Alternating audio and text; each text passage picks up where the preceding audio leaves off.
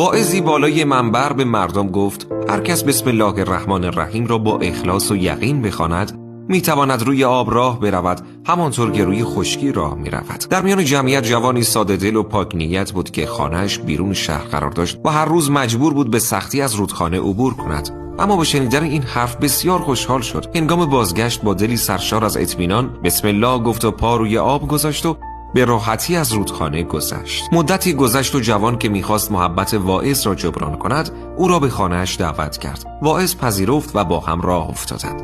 وقتی به کنار رودخانه رسیدند جوان با آرامش بسم الله گفت و روی آب شروع به راه رفتن کرد. اما وقتی برگشت دید واعظ لب ساحل ایستاده و پاهایش میلرزد. جوان با تعجب گفت ای شیخ تو خودت این را به ما آموختی پس چرا نمیآیی؟ واعظ آهی عمیق از ته دل کشید و گفت فرزندم حق با توست. من آن حرف را با زبانم گفتم اما ایمانی که تو در قلبت داری من ندارم. فاصله ی حرف تا عمل به اندازه ی دنیاست. اگه دوست داشتی بنویس خدایا ایمانم را قوی کن.